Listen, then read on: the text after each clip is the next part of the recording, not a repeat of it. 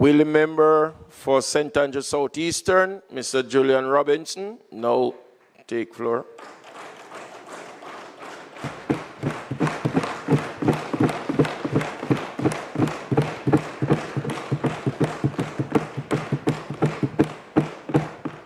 Mr. Speaker, thank you.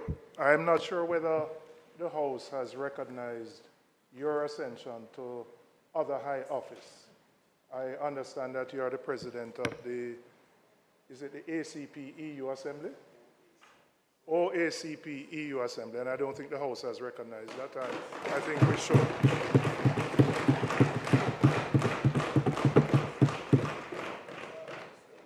Mr. Speaker, I rise to bring the opposition's response to the 2024 estimates of expenditure. Grateful to the Almighty for giving me the health and strength to be here, and strong in my faith that His grace and blessings will guide me through the best and worst of times.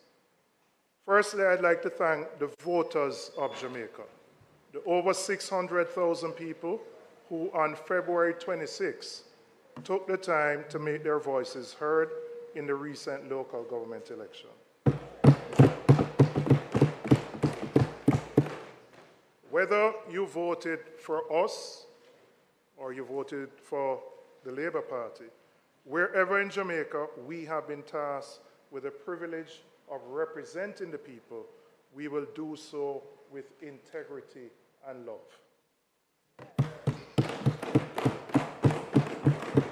Mr. Speaker, as I look in the chamber, I see many of the people that I must recognize for their unwavering support.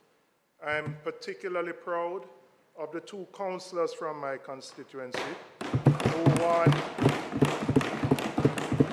resounding victories in the recent local government election and were sworn in on Tuesday.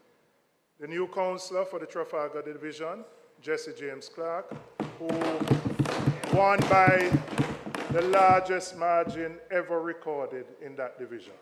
I want to begin. But, Mr. Speaker, it gives me a particular joy to refer to the councillor from the Vineyard Town Division, who has been councillor for 26 years, as His Worship, the Mayor of KSAC, Andrew Swade.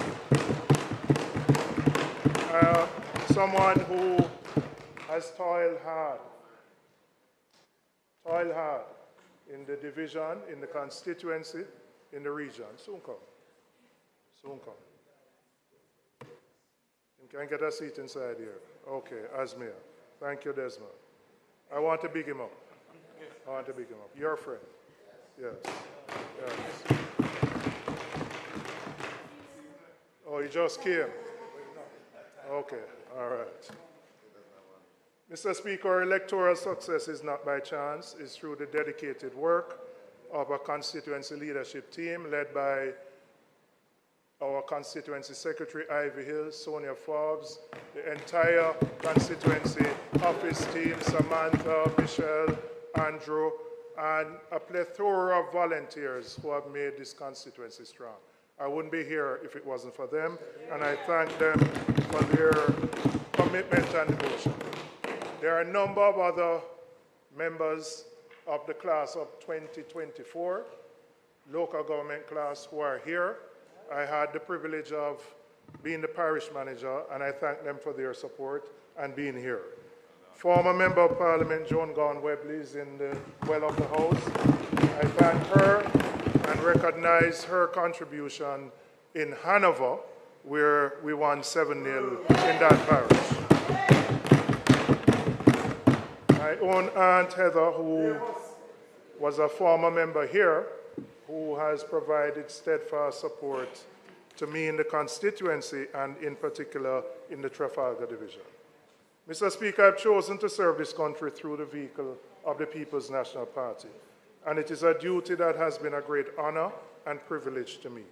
I want to thank our party leader and opposition leader, Mark Golin, for entrusting me with the responsibility of the finance portfolio. My colleagues in the House, on both sides, we enjoy good relations, we have differences, but we work together in the interests of the country. and the comrades in the People's National Party who continue to support me. Finally, but perhaps most importantly, I'm grateful to my family, my father, who has instilled the values of integrity and service and the importance of family, my siblings, but especially my wife for her unconditional love and support, and also to my children, PJ and Amara. They always remind me why I'm a parliamentarian, because I want to ensure that Jamaica has the best future for them and every other child who grows up in this country. Mr. Speaker, I want to use my time to speak about how the budget presented does not, in any significant way, change the reality faced by the majority of the Jamaican people. A life of frustrated hand-to-mouth struggle with a high cost of living, where you have to batter in traffic to move from place to place. If you get sick, you struggle to get seen and a bed in a hospital, where kids are leaving school and can't read and write, and where crime seems to be a never-ending problem. But we know why. It's partially due to the economy. Jamaica is trapped in a low-wage, low-tech, low-productivity, and therefore low-growth economic model. And if all we do is think around the edges, as this government proposes, we will never transform into a high-value, high-income, high-tech society. Madam Speaker, the only way to raise the standard of living, to improve productivity, and to reduce crime is to transform the economy structurally. For that, we need transformative vision and creative leadership. To use what we have, but to use it in a way that puts Jamaica on a path to achieve its greatest potential. Mr. Speaker, the minister's presentation did not address any of those fundamental flaws of our economy in any substantive way. However, before I speak to that, there are a few points he made on Tuesday which I'd like to respond to. The first one relates to the 45 billion in estimated flows from the securitization of receivables. Mr. Speaker, the minister spoke for about 4.5 hours on Tuesday. And in that time, he failed to explain fully and transparently how the budget would be financed in terms of this particular item. He did state that the revenue measures would be financed by 25 billion in estimated flows from the securitization of receivables. But that was it. There were no details given. Now, what does the securitization of receivables mean? It could mean that the government has some monies owed to it, some assets, or some future earnings that it has sold upfront and has gotten the cash for selling it upfront at a discounted rate. But, Mr. Speaker, we don't know because the minister has not provided any detailed explanation about this particular arrangement. And in total, this arrangement accounts for 45 billion. There's 20 billion that goes to the capital budget, and then 25 to support the revenue measures. But we have no details. I'm saying, Minister, it is not acceptable to come in the House to predicate the revenue measures on a particular transaction and not provide to the House and the people of Jamaica any details about that transaction. We don't know what receivables have been securitized. We don't know the quantum. We don't know to whom. We don't know the discount that would have been given or any of the terms of that arrangement. We don't know whether it's a one-off transaction. We don't know whether there are going to be flows, not just this year, but flows which would continue for the future years. Mr. Speaker, we don't know any of these things. And the Minister of Finance has a responsibility, as he spoke on Tuesday, has a responsibility, a duty of care, to inform the Jamaican people of the details of this arrangement. $45 billion is a lot of money in any way, shape, or form. And right now, none of us know the details of it. It is important that the Jamaican people be treated in a transparent manner and that you explain what you're doing with their assets, because the assets that have been securitized are owned by the Jamaican people, and I don't know what those are, but you have to tell us. I know you said to me there is market sensitivity, but Minister, quite frankly, market sensitivity can't trump the need for transparency on an issue like that. So, Speaker, I want to turn my attention to the issue of the census. The Minister spoke at length about the census, but despite all the explanations, the fact remains that the government has failed at this exercise. Failed. Now, it's important to understand, a census is done once every 10 years. So we would have had a lot of time to prepare and to plan for the census. But the reality is that the census process was managed badly from the beginning. And the legitimate concerns of census workers were ignored. I'm telling you, I can give you a laundry list of persons who came to me who worked under very difficult circumstances. We know what census takers do because our party workers do it. They go and knock on doors. People set dog on them, people run them, people slam the door in their face. And many of them had issues. They had issues getting payments through no fault of their own. And they still do.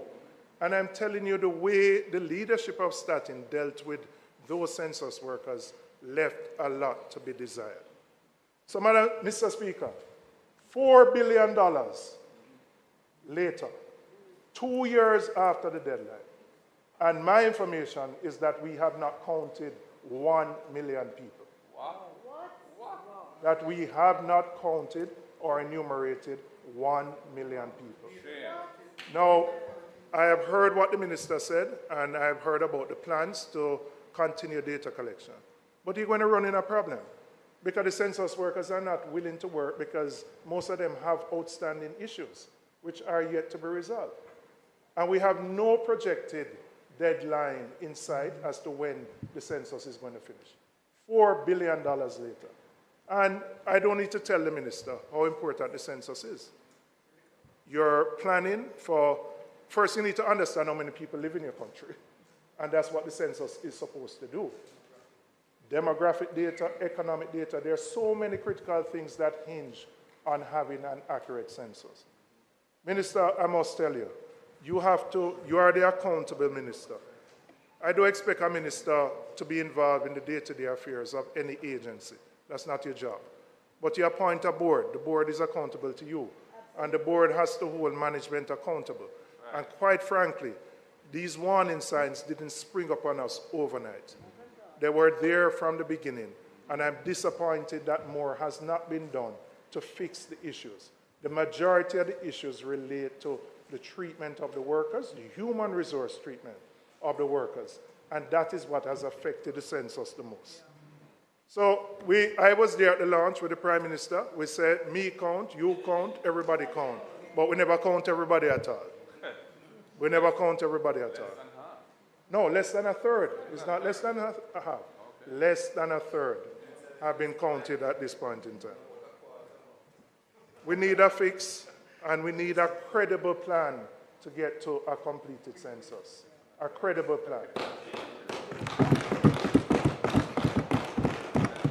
Mr. Speaker, I want to touch on some of the measures the minister announced. We are concerned about the impact that the removal of GCT on imported raw foods will have on our domestic farming sector. No, well, hear me. Hear me. I understand that you said you had no option.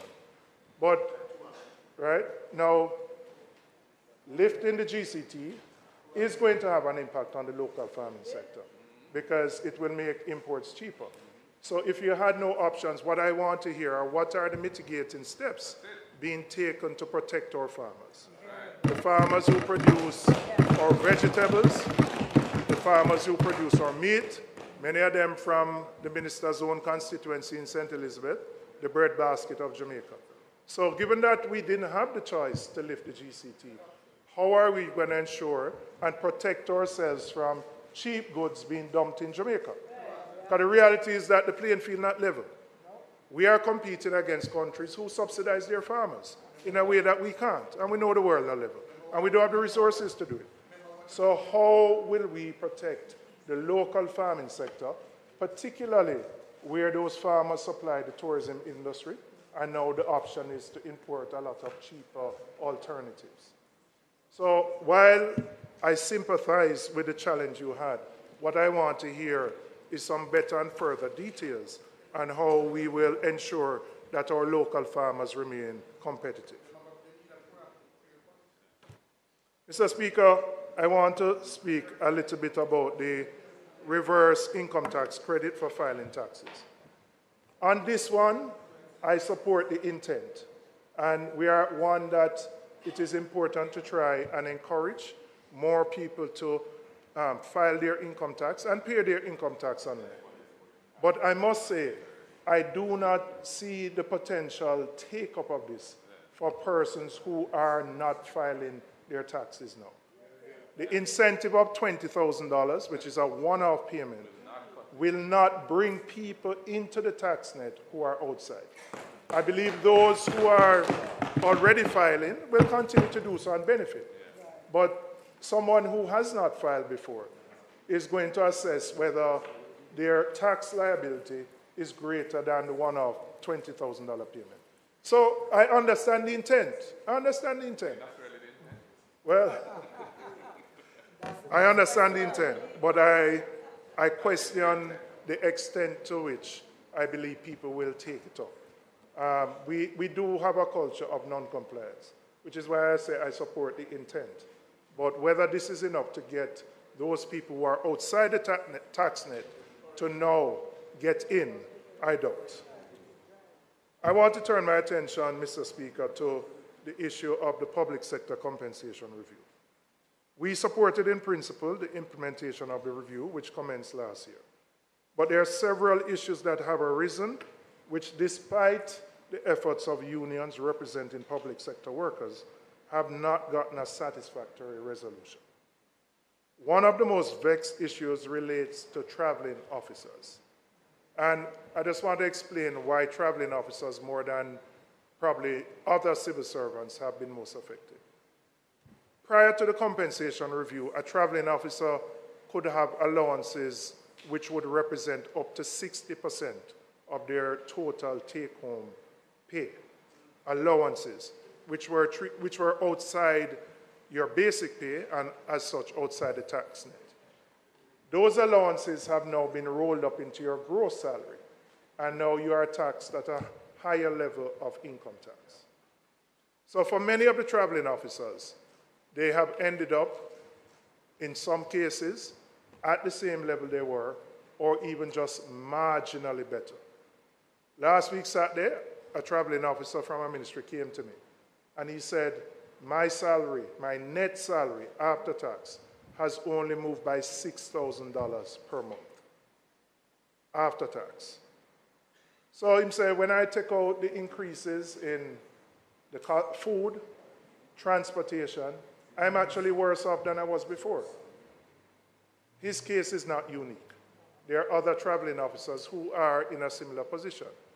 And as I said, they are a unique set because they had so many allowances outside the tax net. We have to correct that particular anomaly.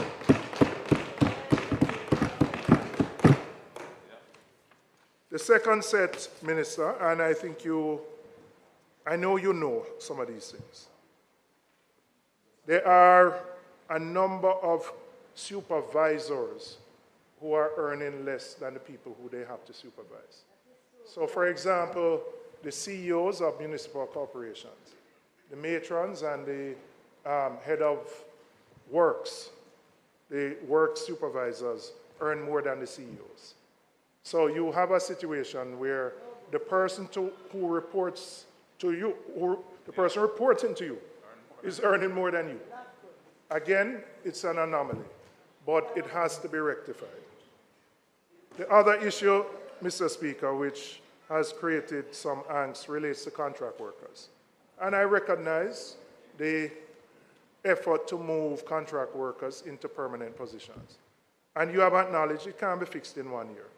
But I believe the issues related to those contract workers need to be dealt with transparently, and that the lines of communication be open with the unions who represent them. Mr. Speaker, these and other unresolved issues in the review are causing stress, frustration, and anger among our public sector workers. I get calls from workers at all levels, and believe you me, there's disquiet. There are obviously some who are comfortable coming forward, but there are many others who, for different reasons, will not speak out. And when I say at all levels of the service, I mean all levels. All levels of the service. Right?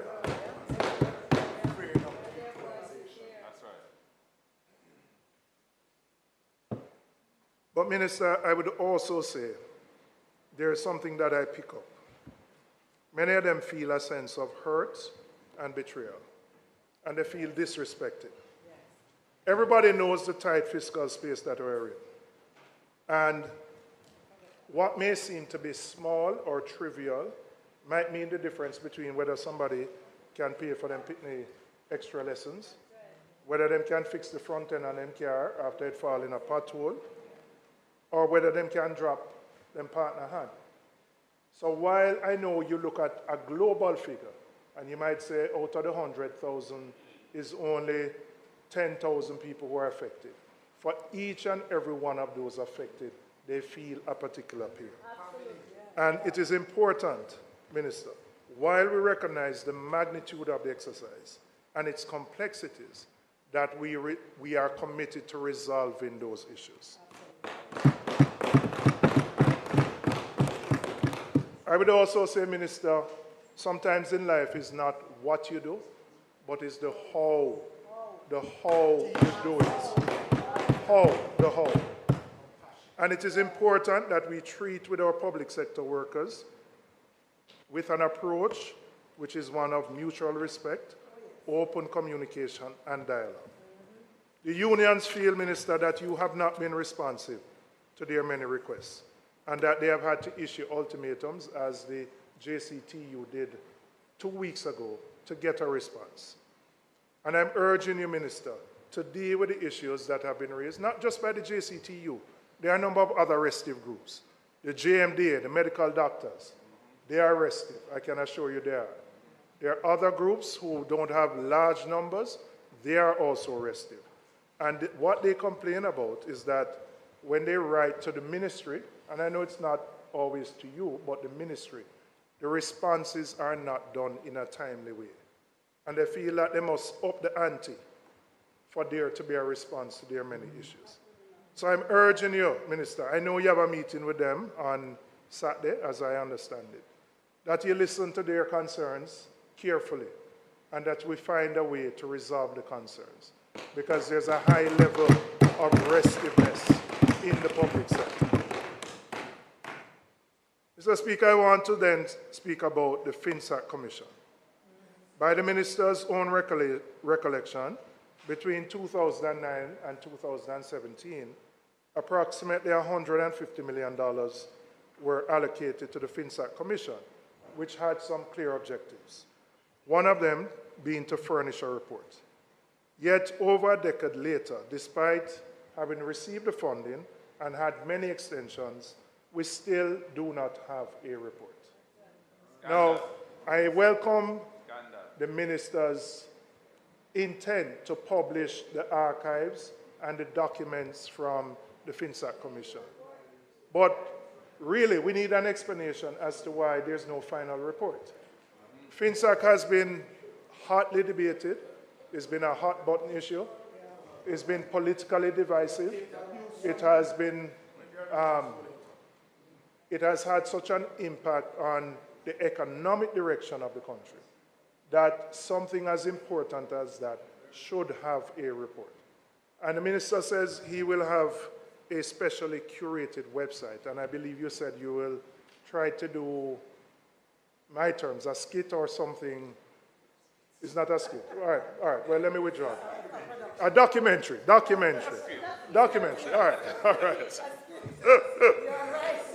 Starring Nigel. A documentary. All right. He said a documentary. What is important, my concern is that you obviously can't represent everything. And it's important that all the facts and a true representation is done in those documentaries. Because the reality, maybe apart from academics, nobody's going to throw through hundreds and thousands of pages, right? So people are going to rely on that documentary. And it has to be done in a way that is transparent and doesn't suit any particular agenda. Yeah. And so, Minister, we really are disappointed that there is no report for the public, for the benefit of the public. No report for the benefit of the public. But given the route that you have chosen to deal with it, please ensure that what is done fairly and objectively.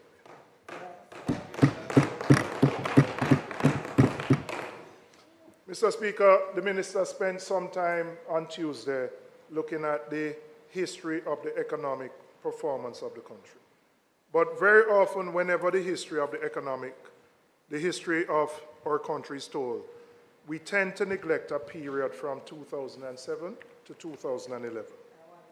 And I think it is important for me to put in context what we inherited when we came in 2012.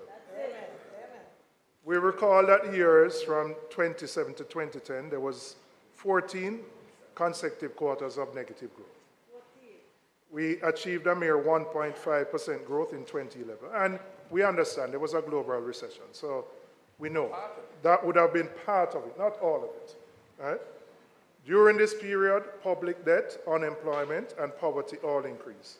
And these are not me saying it. These are the statistics published by PIOJ and other economic sources.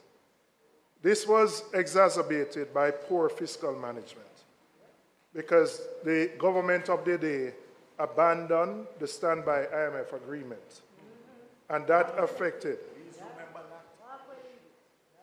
Abandon, well, if you want me to use a different term. No, use a different term. Okay, abandon the standby agreement, and this was confirmed by the IMF in their Article 4 staff report.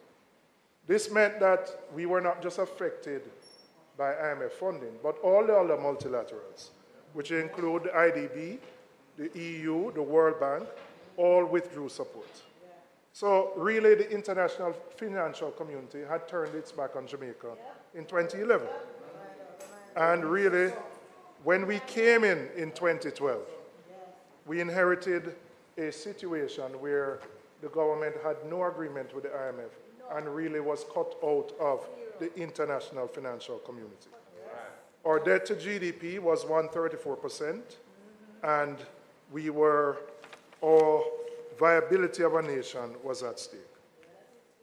When we came in 2012 under the leadership of Portia Simpson Miller, with Peter Phillips as finance minister, we managed to renegotiate a new IMF agreement with the support of our international allies, the Black Caucus in the US, which provided a financial lifeline for the country. In 2013, the IMF agreed to provide the necessary financial support, although insisting on stringent austerity measures.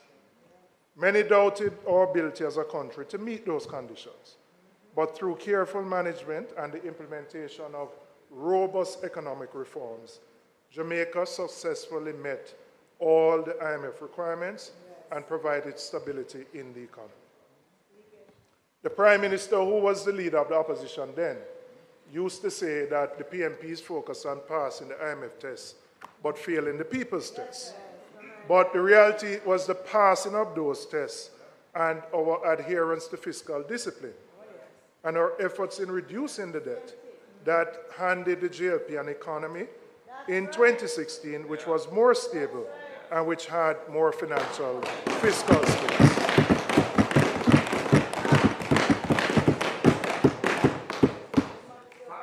During our tenure, we undertook a challenging debt restructuring and committed to maintaining a 7.5% primary budget surplus. By the time we left office, we had reduced the debt to GDP to 120%. We upheld an unparalleled level of fiscal discipline, tightened fiscal policies, and rolled out a comprehensive economic reform program. The program focused on structural reforms to stimulate growth and employment. There were significant fiscal adjustments backed by broad fiscal reforms and debt reduction to ensure the sustainability of public debt while safeguarding our financial stability. We also, importantly, enhanced the fiscal rules to guarantee prudent fiscal management.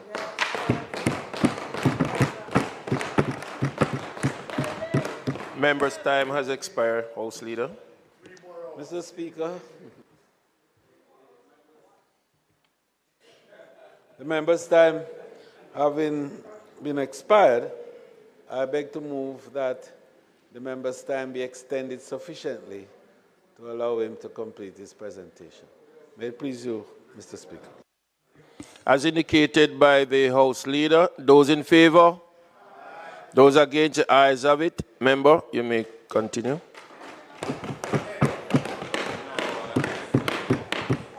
Thank you, Mr. Speaker, and thank the members. And I won't be here for 4 hours, so you don't have 4. I won't be here for 4 hours. Madam Speaker, we enhanced the fiscal rules to guarantee prudent fiscal management. In 2014-15, the Public Bodies Management and Accountability Act and the Financial Administration and Audit Act were amended to enforce new fiscal rules, thus strengthening the fiscal responsibility framework. Further, we initiated reforms to grant the BOJ operational independence in setting monetary policy, and the primary, I said commenced. Commenced. Commenced. I didn't say we completed it. You completed it, but we commenced, I said. Commenced. All right? Commenced. To grant operational independence, and the primary focus on inflation targeting. Mr. Speaker, we supported the creation of EPOC, comprising representatives from the business community, trade union, civil society, and other groups to monitor the progress of reforms and the government's fiscal policy. Mr. Speaker, it was our commitment to macro-fiscal stability and prudent fiscal management which rescued the economy.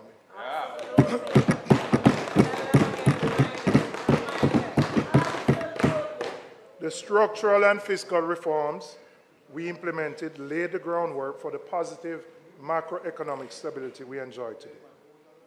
We are dedicated to economic stability, Mr. Speaker. We were then and we remain. We remain. The PMP, as a government, demonstrated fiscal discipline in its last administration, and we are committed to continuing that practice. We met our fiscal targets previously, and we will do so again. So, Mr. Speaker, I say it because there are some who want to create a narrative about what the last PMP administration did or did not do. And I believe it's important for persons to understand what we did, the groundwork that we laid, which is the basis on which we enjoy the stability that we exist today.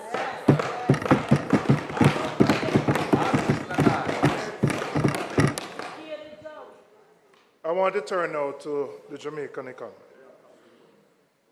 Despite the positive economic indicators, the reality on the ground in Jamaica tells a different story. The narrative of macroeconomic stability has not translated into substantial improvements in the lives of the majority of the Jamaican people. The most Jamaicans have to deal with the frustrating hand-to-mouth, can't make ends meet struggle. That is their reality. A significant percentage of our population still live paycheck to paycheck for those who get a paycheck. And for those who don't, it is even more difficult. Mr. Speaker, this is the first year that I have not brought my food pricing charts. I know you were looking forward to seeing them, Nigel, right? And you know why I never bring them? Because the reality is I don't need to bring them. The people have been feeling the effects of the increases in the cost of living. I don't need to tell them what they are because they deal with it every single day when they go to the corner shop, when they go to the wholesale, or when they go to the supermarket. The reality is that complain about Nigel's speech, that there was nothing for your constituency.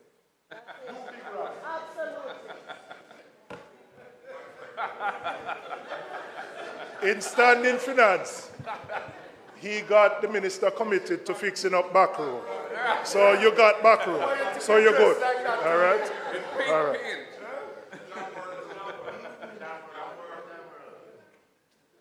Mr. Speaker, the basic reality is that consumers are getting less and paying more. Prices are high and wages are low. And for the most vulnerable, life is precarious. There are people who wake up in the morning and them don't know how them are going to put pot on fire. Them don't know how them are going to make ends meet. Them don't know how them are going to send the picnic to school. Them don't know where the bus fare come from or the taxi fare. That represents the reality of the majority of Jamaican people. So the reality is that we grew up believing patty is affordable food. Basic patty at $250. That's our beef. If a $300 for chicken or $280. A loaf of bread anywhere between $400 to $500. And if you want a box lunch, the burger box is $500. The coffin box is about $750. And if you get the big box, you're touching $1,000. That is the reality that people face. So how are those who are at the bottom of our society going to survive? Mr. Speaker, if we look at PATH, which is supposed to deal with the most vulnerable, we acknowledge that there's been a marginal increase over last year and that there is 17.7 billion. Huh? An increase. All right. There is an increase. All right. The minister said 30. When I come to what it breaks down to, I want you to tell me about it. Yeah? There is an increase over last year with 17.7 billion for PATH in this year. 60% of the allocation is earmarked for the conditional cash transfers, while the remaining goes for the breakfast and cook lunch program. But as you know, the PATH funds have not kept pace with inflation. Of the 17 billion, 10.78 is for the conditional cash transfer, which is meant to target 284,228 people. That works out to $37,940 per person per year. On a weekly basis, that works out to $730 per week per person. Or on a daily basis, that works out to $104 per person per day. Per day. So, Mr. Speaker, if you take what the weekly allowance is of $730, that would not be able to provide one low-cost nutritional meal for one person for one day. But that's the allocation for it. So I acknowledge, yes, there's been an increase. But even with the increase, this is what the most vulnerable in our society face. Mr. Speaker, I know we are in a tight financial situation, but we have to do better. We have to do better for the most vulnerable in our society. The low priority given to inequality and vulnerability in the society matches the fact that this government has almost entirely focused its national security response on the use of SOEs and ZOZOs as a primary way to control crime and violence. We know that there have been significant increases in the budget to the JDF and the JCF, but very little, if none at all, has been allocated for social intervention programs. While we welcome the increase to both the JDF and the JCF, we are concerned that the response to crime and violence has been disproportionately spent on crime control to the detriment of crime prevention.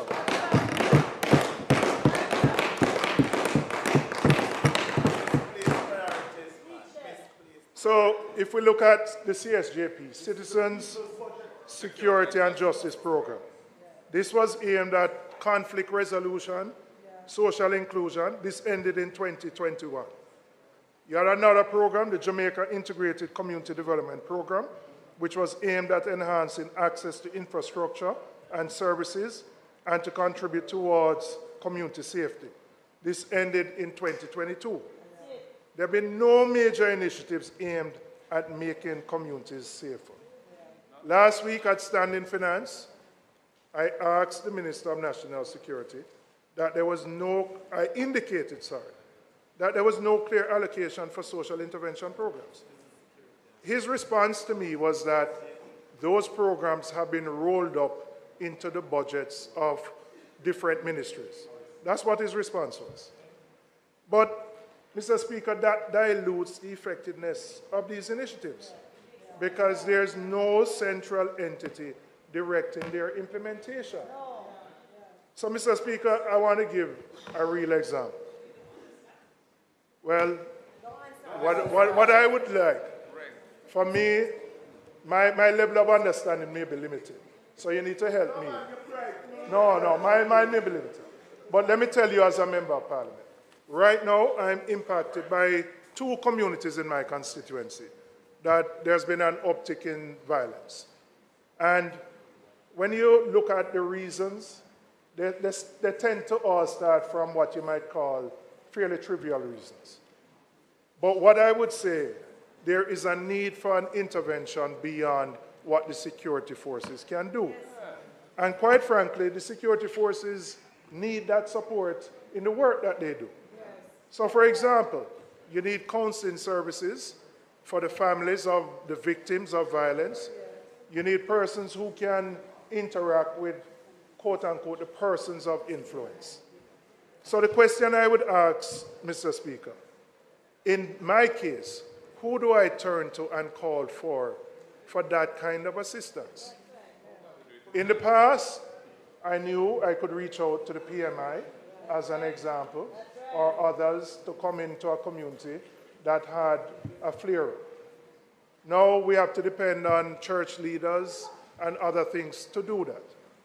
Mr. Speaker, we can't just try to suppress and control crime. We must also prevent it. We need the structures.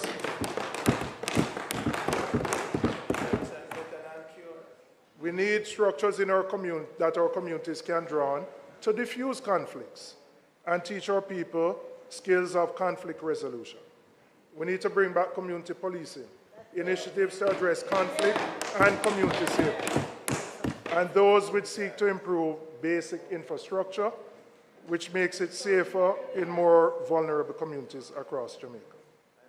So as we tackle the crime and violence problem, it can't just be an investment in response to and the control of crime.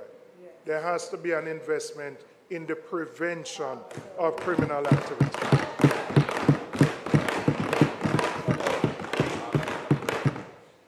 Mr. Speaker, I want to turn my attention to public transportation and the impact that it has on productivity.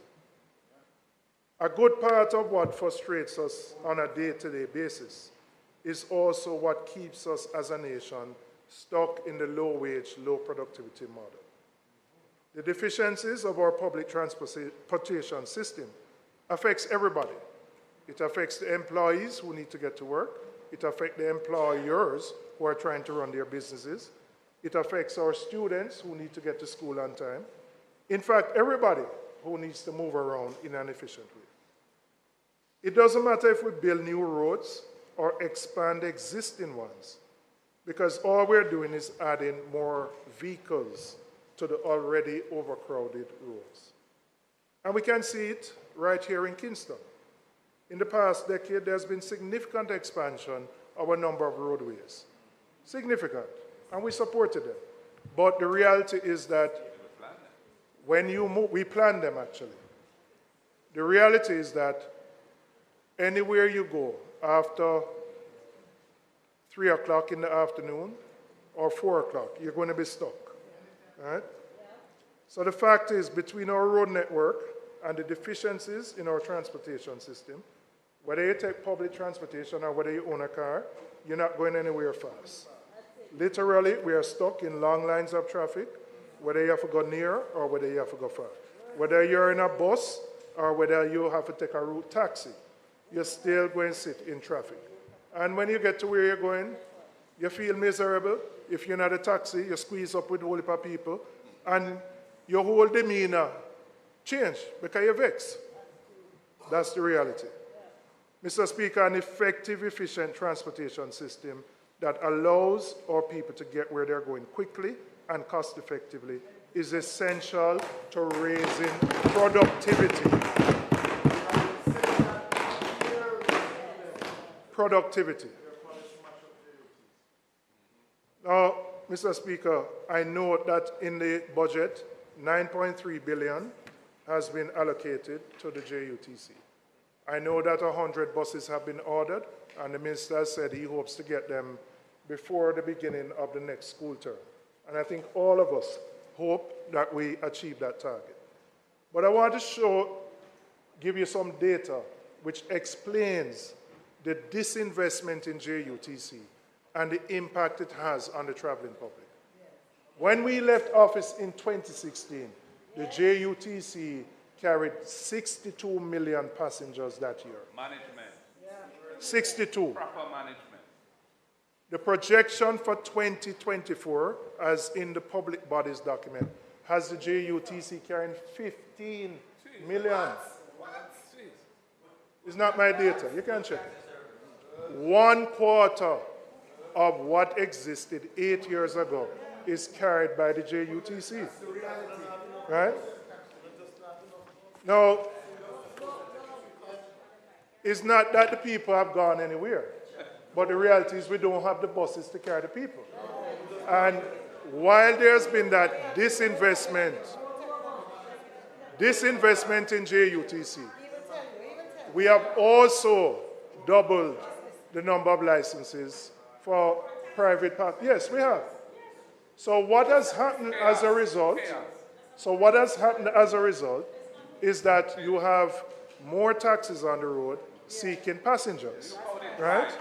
And because the taxis are competing with each other for the passengers, we have that chaos on the road. So, Minister, even with the 100 buses, right now JUTC is doing 180? About 180 buses out of, when we left in 2016, 450. Wow. 180. 180 from 450. Bad management. 180 out of 450. Now, if you add... And they still have the guy running it.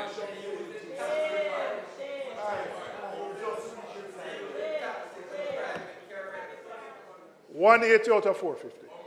Now, if you add the 100 that are coming, it's not that... Portmore, listen. All right. Well, he doesn't have to confirm it. I talked to people in Portmore and Spanish Town. And them have to wait 2 hours to get a bus. And then let me explain what happens. When them can't get, when them waiting, them don't want to lose them work. Because they can't go work late every day.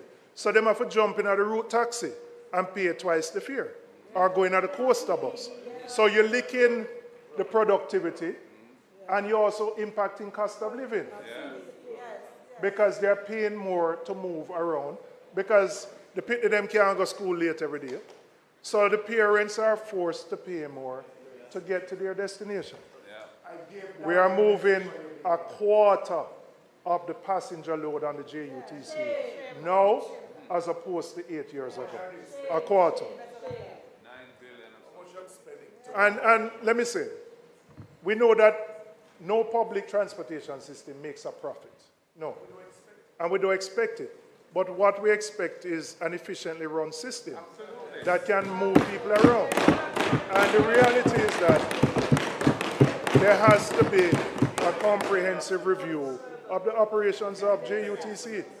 There's been a disinvestment in JUTC. So they can't maintain the buses. They can't buy spare parts. So even when you get the 100 new, it's not that 100 going to be added to the fleet, because you have some that going to drop out. Because they've been running, a bus run 16 hours a year, 16 hours a day. And so many of the new buses are replacing old buses. Mr. Speaker, this inefficient public transportation system leads to low productivity, which impacts our economic outcomes.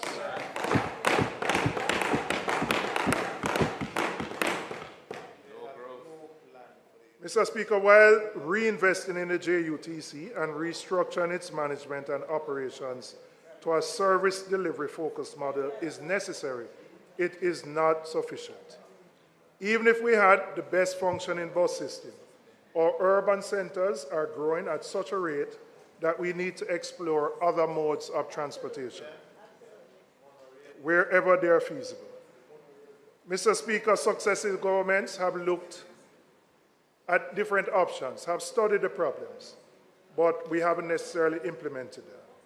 And while the idea of a light rail is not a new system, is not a new idea, Mr. Speaker, in our view, time has come for the introduction of light rail. I know the member, he's not here, from Central Clarendon, was a strong advocate of that, of what he called the multimodal system. And give him credit. I know he pursued it, we never got to fruition, but I know he was passionate about that. But since last year when I raised this issue of the introduction of a light rail in my constituency, State of the Constituency debate, I have been flooded with ideas, concept documents, and proposals for a light rail system from people all over the world. Somebody in the UK reached out to me and has sent me a set of documents. They were interested in doing a PPP with the government back in the day. They have done some detailed work on it. And what they have looked at is how we can improve connectivity within the Kingston metropolitan area, connecting some specific hubs like Spanish Town, Portmore, Halfway Tree. You could look at running something from Spanish Town, stop in Portmore, and come into downtown Kingston. Because the majority of the vehicles that come from Spanish Town and Portmore come in the morning and then go back out in the evening. And it's just so hard on people to wake up at 4 and 5 o'clock in the morning because they want to reach school on time and spend 2 hours in traffic. So we can look at how we can connect those major hubs. Crossroads, Papine. Look at something from Papine to Halfway Tree, from Constant Spring to Halfway Tree as an example. This would not only alleviate traffic congestion, reduce carbon emissions, but boost productivity.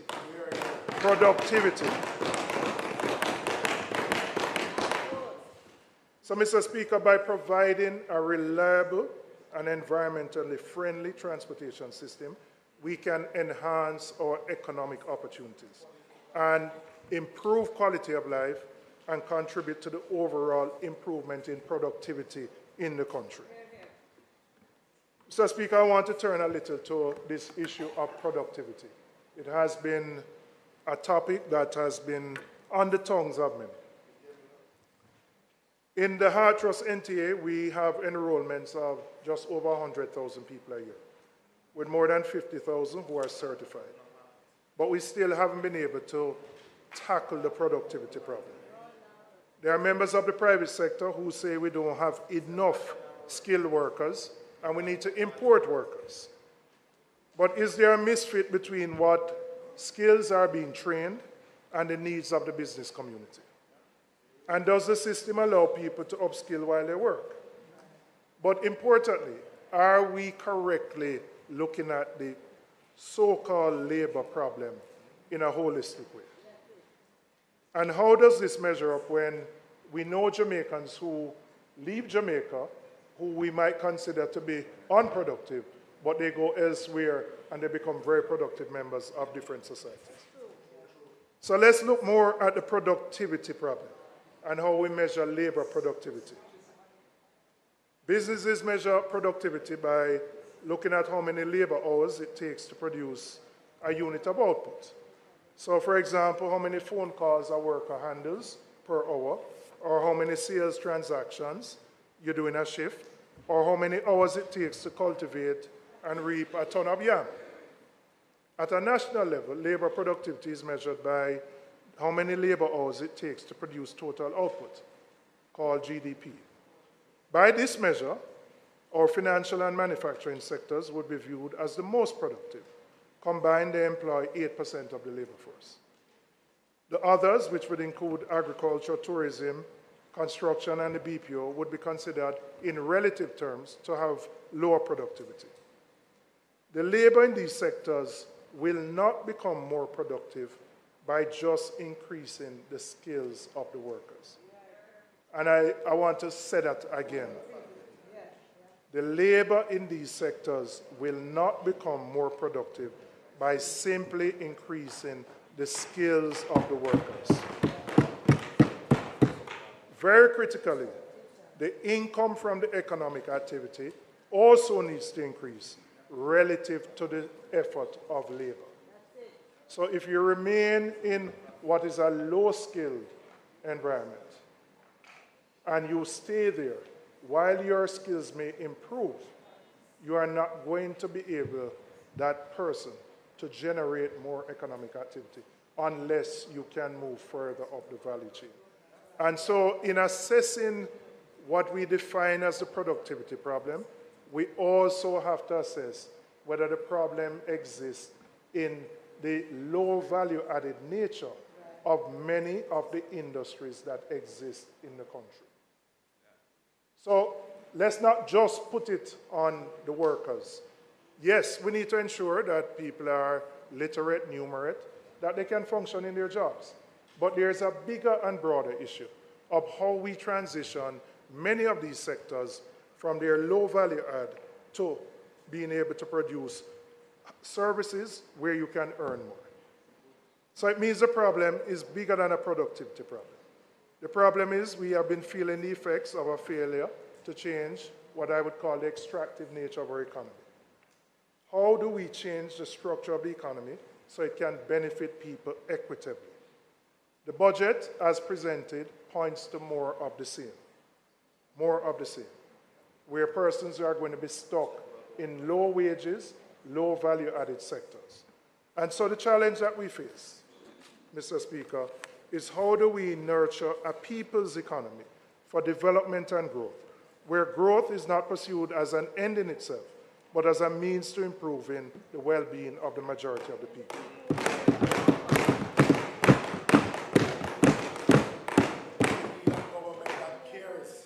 So it means that, yes, we have to pay attention to the macroeconomic indicators, but we do so from the perspective of how those macroeconomic indicators will translate to uplifting the lives of the majority.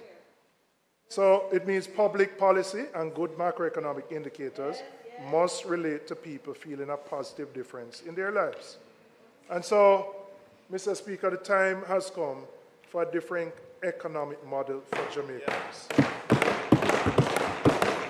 A model which broadens the economic ownership base in an equitable way, which includes considerations for gender equity, people with disabilities, or those who are shut out from the formal sectors. It must widen and guarantee access to basic needs and national resources. It must protect against the impact of climate change, and it must make Jamaicans want to live, work, grow, and grow old with dignity here in our country. So, Mr. Speaker, I want to talk about what we need to do to leave and transition from the low-wage, low-tech economy. While we welcome the investments in improving physical infrastructure, it is equally important to invest in our human capacity. And the budget as presented is lopsided to physical infrastructure. And I just want to say something on physical infrastructure, Mr. Speaker. We welcome the improvements in and the slated capital expenditure for our hospitals. But I'm saying to the Minister of Finance, we can't make Spanish Town and UA Hospital run the way that Cornwall run. We can't make it run, sir. You can't have a project that starts at $2 billion and end up at $21 billion. And we can't see an end in sight. So I'm saying, as we are spending billions in improving our healthcare infrastructure, please ensure, as the custodian of our finances, that these funds are managed properly. That we have competent people as project managers, that the contractors selected have the experience and the expertise to get the job done. You are spending significant sums on the capital side to improve our infrastructure. But we must ensure that we get value for the money spent. And it's important, as the Minister of Finance, that you play a role in overseeing that. It's not your ministry, but you allocate the funds, and you are the custodian. So, Mr. Speaker, I said this last year. The low-wage, low-tech economic model that we have been pursuing for decades will only deliver what it has been delivering, which is low growth and the negative social consequences. And we know what those are. There's a widening of the gulf between the rich and the poor, and the relatively very high crime rates. And when you hear people say we can't continue so, what they're recognizing is that there's a need for a change in how our economy is structured. So we have to transition from a dependence on a low-wage, low-value-added formal sector that exports primarily raw materials or services in the case of tourism or BPO, and move to a situation where with an estimated 500,000 people who are in our informal sector, which represents about 35% of our workforce. And so while we increase investments in those areas, it reduces unemployment. And we have the lowest level of unemployment, which is at 4.2%. But what happens is, even though we reduce unemployment, it doesn't do enough to raise the standard of living significantly because the jobs remain primarily at the lower end. And yes, there are people who have made the transition in BPOs, in tourism, from not being agents to being supervisors. But they probably represent 5% of the workforce. The majority, the significant majority, remain at the low wage level. So yes, having low unemployment is good. Because everybody would say it's better to have a job than none. But I would say there are Jamaicans who have now decided and taken a decision that it's better them stay at them yard and work for certain types of jobs. Yes. Well, it means you're not on the ground in your constituency if you don't hear it. Many of them have decided, have opted out of the workforce. They have opted out of the workforce. No, they're not working at home. They're just not working. They have opted out. You don't know these things, so Mr. Speaker, our reality is that as a small island economy with a tiny domestic market, low labor productivity, weak educational outcomes, a weak tradition of firms investing in product development and innovative research, with weak linkages to global value chains. That is what our reality is today. But that doesn't need to be our destiny. The task for us as a nation, and let me say this, I'm not saying it is any party's fault, because this has been structural for a long period. So to be clear, I'm not trying to blame the government for this, because these problems have existed. But we have to recognize them. Recognize that if we want to get out of this low wage, there has to be a deliberate policy to do so. Deliberate policy to do so. And if you look at the sectors, and I'm saying it, that's why I'm saying it's not, I'm not blaming one side. If you look at the industries that employ the most people, construction, BPO, tourism, right? Bauxite may be an exception because that's relatively highly skilled, but relatively low numbers, right? So, but when you look at those sectors, 95% of the people are in low-paying jobs. So yes, they are working, So when people say to you, them can't feel your prosperity, what they mean is even though they have a job, it is at the minimum wage level. And so, yes, and so they live in hand to mouth as a result of that existence. We have to transform that so that we can raise living standards, that we can increase value add, and that we can create an economy. Huh? I'm going to tell you what the process is. I'm going to tell you what the process is. I'm going to tell you what the process is. Huh? Your time come and leave. The task for us as a nation must be to set out on a new path and to begin the journey of transition in our economy through improved productivity, which will create better paying jobs and lift the standard of living for all our people.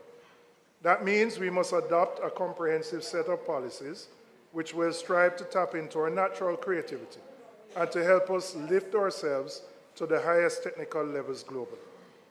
That is the only way to generate higher income sustainably and to strengthen the tax base so that we can support all the social services that we need. Mr. Speaker, that's the only sustainable way to reduce poverty and to reduce crime. I said that last year, and I'm saying it again this year because it is just as relevant. So I want to talk about how we can prepare our economy for growth. Mr. Speaker, to change the fundamentals, we need to change our approach. We need to support an ecosystem for innovation in the economy. When I look at the budget this year, and I take, for example, the Scientific Research Council, which is tasked with supporting MSMEs through research, product development, product manufacturing, trade facilitation, is getting $829 million, marginally up from last year, but still woefully inadequate as the primary agency doing research and development. Jamaica needs a major national push to help our companies to move up the value chain, to improve technology use, to upskill and retrain human resources, and to increase productivity. And I'm speaking about companies of all sizes, from our large industrial manufacturers to the MSME space, because this is going to be the major avenue for growth if nurtured and developed carefully. Mr. Speaker, we have creative, highly motivated entrepreneurs in Jamaica who can be the next Steve Jobs or the next Jeff Bezos. But the reality is that they can't move from where they are without significant support to get to the next level. We are proposing to focus the resources of JBDC, the DBJ, the SRC, and other institutions to provide technical assistance in trade agreement, negotiations, credit, financing, machinery credits, staff training, R&D in a concerted, deliberate way. Yes, I'm acknowledging that all of these agencies are doing some of these things. So I'm not going to say nothing is being done. However, it's being done in a piecemeal way. What we want to do, it is to bring them together in a focused way, in a holistic way, so that they understand how critical this is to the transformation of a new economy.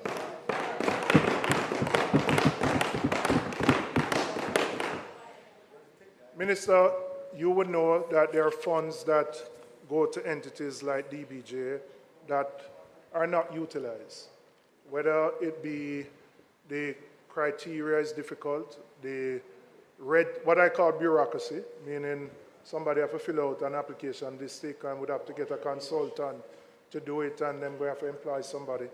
So it's too difficult, quite frankly, for many of our MSMEs to access the credit and the other facilities that are there, even grants. So we have to concertedly make it easier for people to access the benefits that will make them grow, that will make them develop their businesses, and that will allow them to move to pursue higher value-added activities, make global linkages, and raise their productivity. Mr. Speaker, for decades there has been a recognition by the public and successive governments that our education system is weak, and that the low-wage, low-productivity economy is a direct result of low educational outcomes. There have been studies after studies, the latest being the Patterson Report, which only largely restate the conclusions and recommendations of previous reports. But it is clear that to achieve better outcomes, we must transform our education system.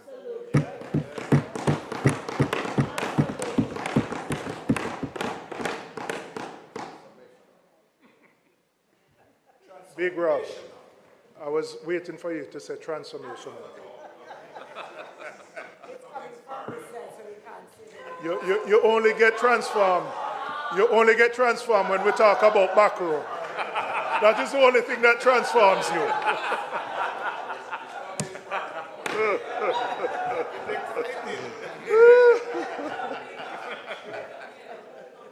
Mr. Speaker, before the COVID pandemic, which led to the lockdown of our schools, our education system was not set up to ensure that the majority of our children got a well-rounded education. We know that it has not produced the outcomes that we want. And if you don't get into what you might call a good school, and if your parents don't have the resources to send you to a prep school, the unfortunate reality is that the majority of our children do not get the type of education that they need. And that after being in school for 10 years, leave at 15 or 16, in many cases without being literate or numerate, or without having any marketable skill that allows them to contribute in a positive way.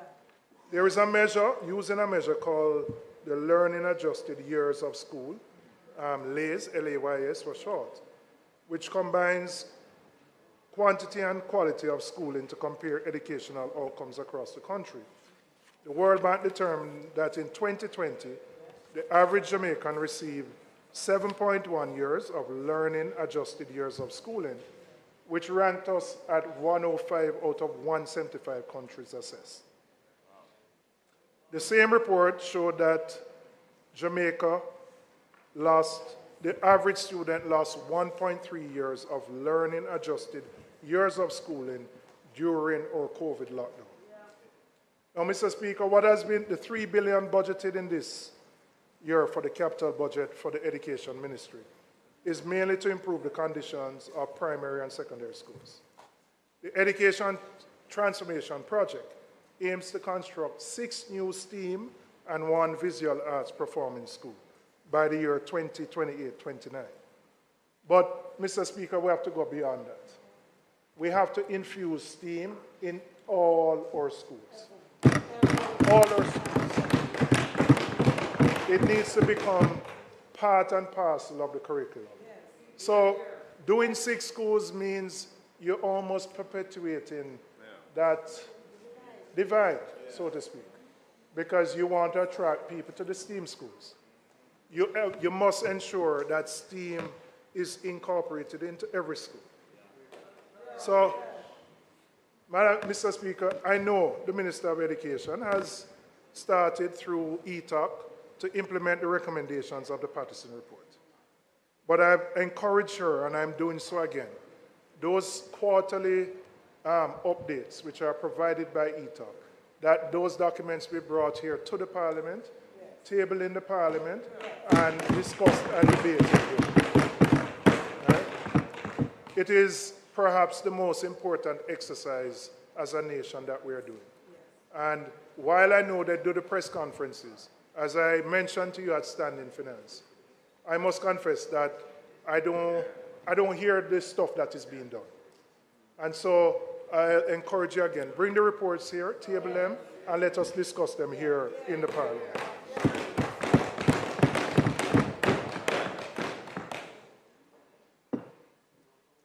I want to turn a little to how we can leverage heart for transformation. Heart. One direct impact of the failing education system is reflected in that 42 years after the establishment of heart, we still can't produce adequate numbers of skilled individuals to satisfy local demand. Part of the problem is not necessarily with heart, is that the problem lies earlier on in the education system, so that the people who get into HAT don't have the basic requirements or life skills so that they can be trained. And in fact, some are probably untrainable. So we have to address the issue of literacy both in the current workforce by scaling up programs that HART already offers, because HART incorporated what used to be Jamaica Foundation for Lifelong Learning into their curriculum. And that we have the added component of attention to literacy. Now, I say literacy because even if you are on a construction site, there are going to be some instructions, and you are a laborer, that you're going to have to be able to read on your own, understand and comprehend and implement. So the jobs that, quote unquote, we used to say are unskilled type jobs require basic literacy. And those requirements are increasing every single day. So it's important that we as a nation prepare those persons for those types of jobs. So, Mr. Speaker, we are proposing a mass movement to fix the labor productivity through education and training.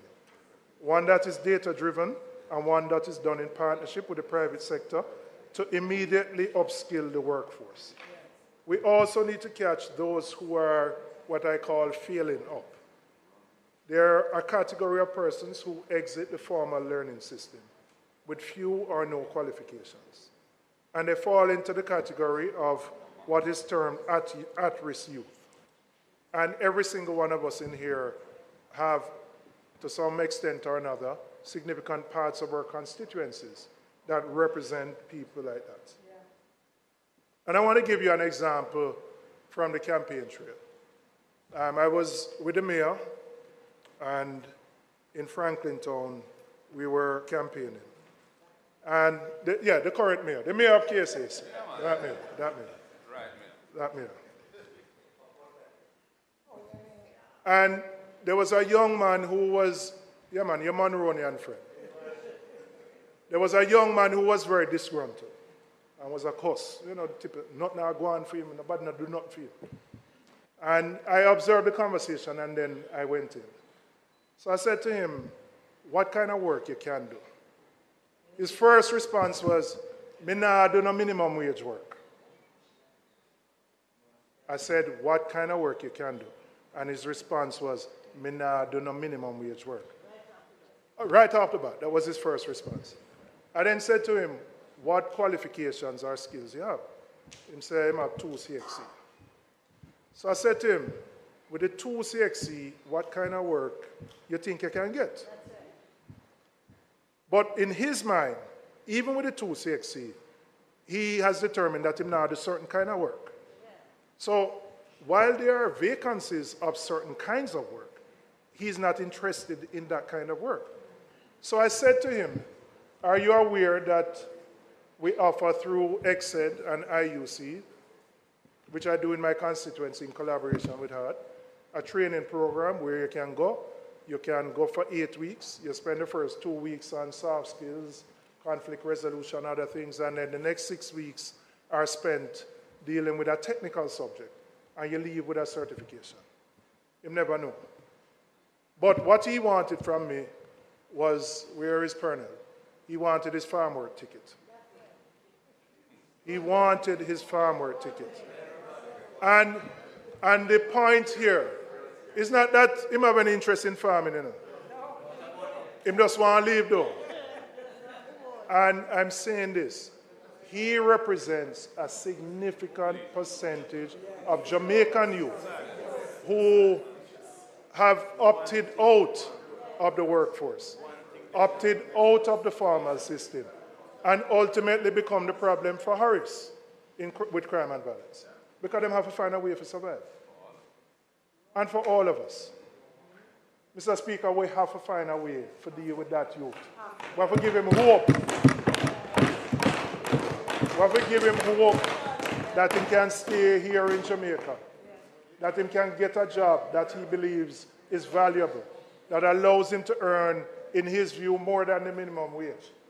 And that him can build a family, send him to them to school, and earn something for himself. But when you look at the large numbers, the 700,000 who are outside the workforce, a lot of them have made a decision to stay outside. So the reality is, Prime Minister, we don't need to import nobody. Mash down the argument. We don't need to import anybody. We have enough Jamaicans who can work in the sectors. But there's a mismatch. Yes, there's also a responsibility on the part of employers to pay wages which are livable, right? But we have a responsibility to ensure that we train those youngsters in a way that they can contribute positively to the workforce. And right now, there are too many of them who have just opted out. The member from Western Westmoreland, where my family come from, where Greenchill is, we haven't studied the impact that the closure of the sugar industry has had on that side of the country. And I'm convinced that what you experienced with the level of crime is related to that. And what have we done to replace that income loss? Right? What have we done? And so your Greenchill Primary, where my grandfather used to teach, locked down for 2 or 3 days because man sent threat. Whenever I send the images and the news of Greenchill to my father and his sisters, them say, them not recognize the place. Marlene, you know it because you went there. Different place, transformed in, you come from George's Plain, so you know. And you know Greenchill School. Places that have been transformed for the worse. But they need intervention. Right? They need deliberate intervention. They need special intervention. Because they become Harris's problem with crime and violence. And no matter how much police and soldier you send there, you can't solve the problem. So we are at one. We believe that we have to invest in the transformation of our education system so that we can have the outputs that we deserve. So, Mr. Speaker, I know some of these things are being done. I ask that standing finance. I run the HARD program through IUC, International University of the Caribbean, and through EXCED in my constituency. I'm fortunate that I have those institutions that already provide the training. So HARD partners with them. And those who have the institutions are okay. But I know there are some constituencies that don't have institutions.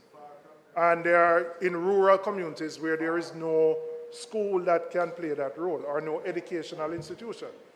And so if we're going to tackle this problem, we have to have a holistic approach. We have to ramp up that at-youth risk training program, right? It's 8 weeks. It's short enough. The 1-year program, them now cut it again. The youth, them want to do something quick, get them certification and go in the workforce. And so you give them the soft skills so them learn how to deal with each other, them know how to deal with conflict resolution, how to deal with communication. So it is being done, but it has to be done at a much higher level and a more concentrated level.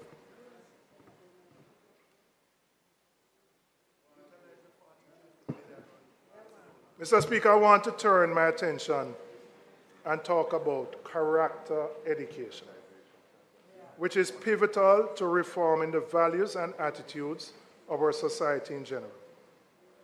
Character education, according to the Association for Supervision and Curriculum Development, and I quote, teaching children about basic human values, including honesty, kindness, generosity, courage, freedom, equality, and respect.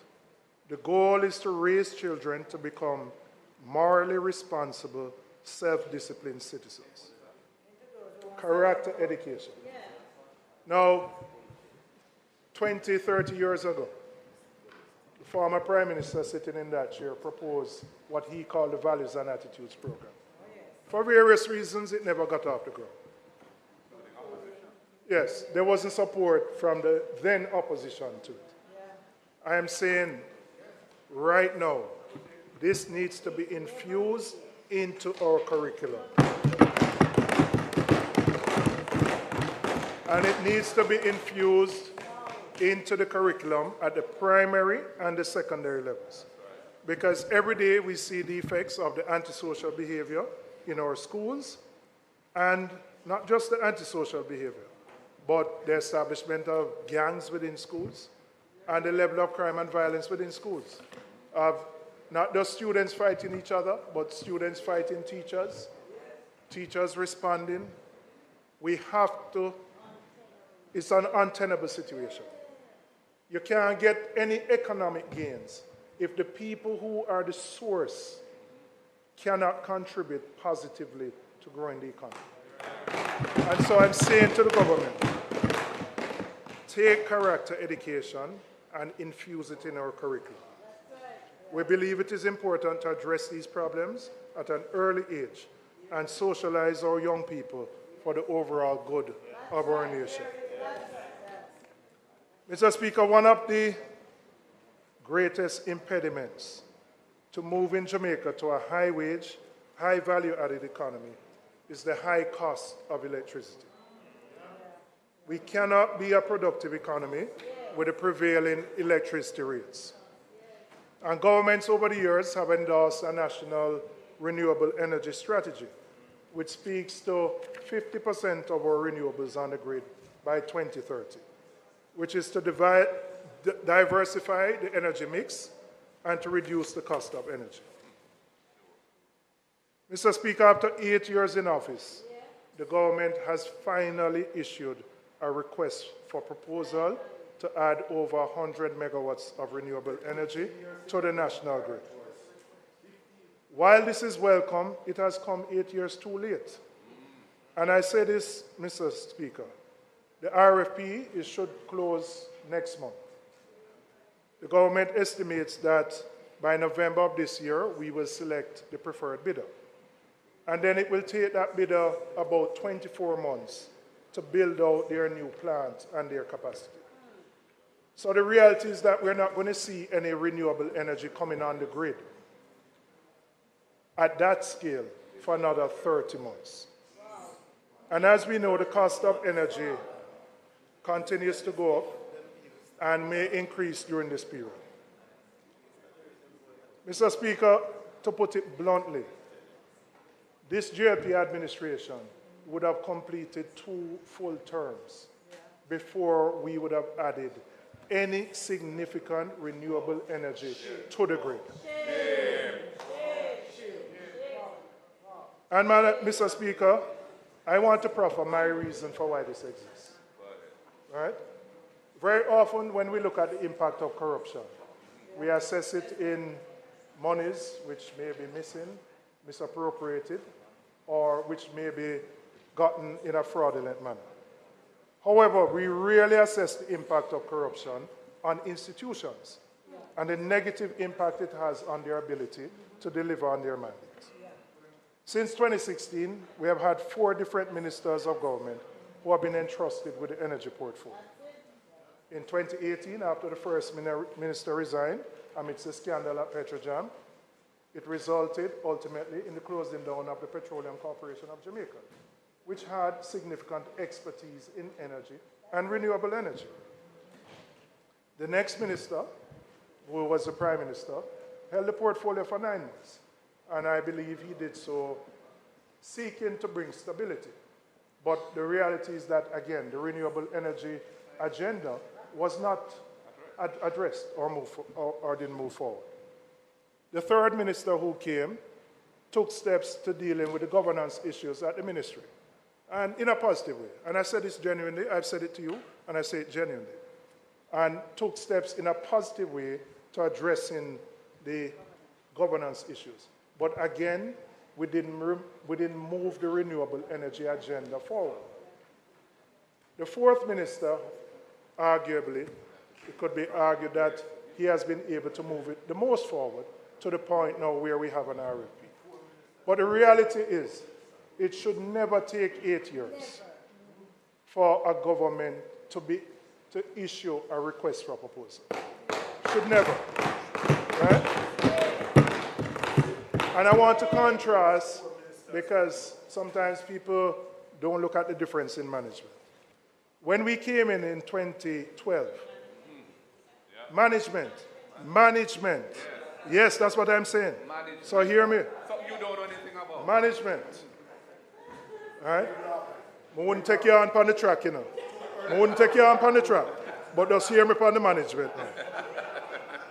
When we came in 2012, we issued an RFP by 2013, within 18 months of being in office. That capacity was built out by 2016. So you had Content and you had the one in Westmoreland, Retreat, Paradise. Those are the last two renewable energy projects. And BMR in St. Elizabeth, in Malvern. Those are the last renewable energy projects, large-scale projects that have been added to the grid. Now, you might ask why I'm talking about this. I'm talking about issues of low productivity. I'm talking about how we can transition an economy to a high value-added one, and lack of competitiveness. And there's no way we can compete as a country when we are paying 46 cents per kilowatt hour for electricity. US cents.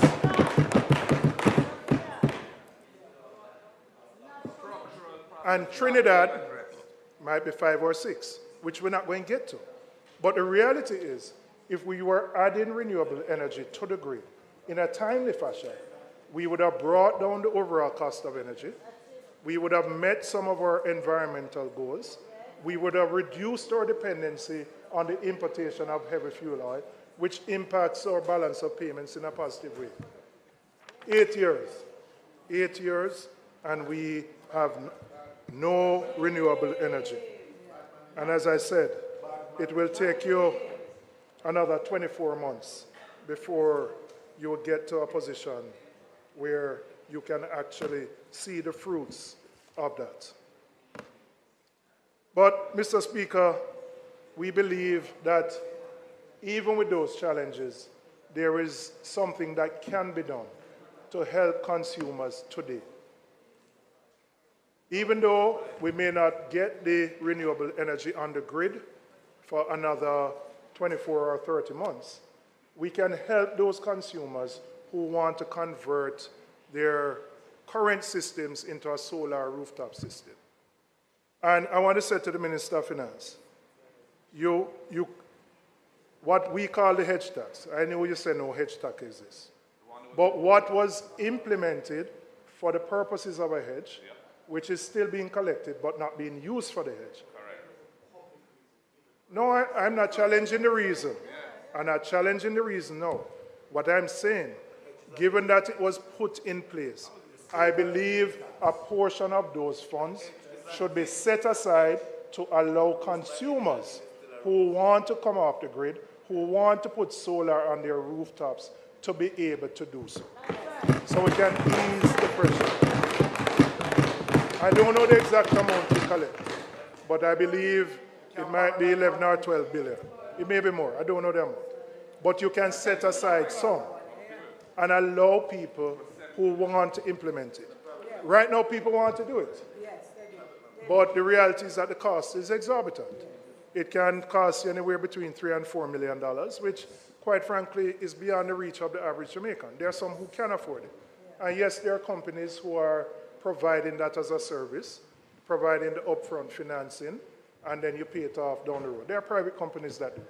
But I'm saying to give a break to the Jamaican consumer, use some of that money, which was implemented for the hedge, use some of it to support a rooftop solar program so that we can ease the pressure. Because the electricity bill is the #1 bill that everybody faces. Of all your utility bills, is the #1.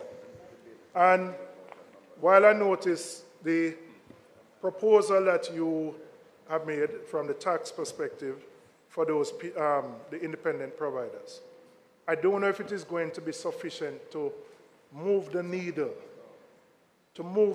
on renewable energy. And given the lengthy process, because remember this RP is just for 100 megawatts. Another one supposed to come for, I think, 160. And then I believe JPS is going to replace some existing capacity, which is 171. So I know in another 3-4 years we're going to get there. But people buckling under the weight right now and need some relief right now. And I believe we can do something to help people with that relief. So, Mr. Speaker, in concluding, advocates of economic stability need to acknowledge that while it is a positive step, by itself alone, it is not enough to uplift the lives of the average Jamaican. The journey from mere fiscal stability to true economic transformation is essential. At the heart of this transformation is the need to address the challenges of low technological adoption, inadequate wage structures, and sluggish economic growth. What is proposed in the government's budget falls short of addressing these fundamental challenges that plague our society.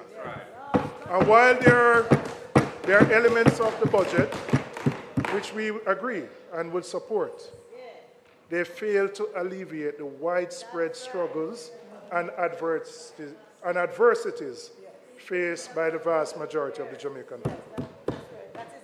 For too long, our economy has been characterized by low wages, low technology, and low productivity. The path to improving living standards, diminishing poverty, and curbing crime lie in fundamentally transforming our economy into one that is centered on high value, advanced technology, and robust income. This pivotal change necessitates substantial investment in several critical areas. Most importantly, education, entrepreneurship, energy, and improving productivity.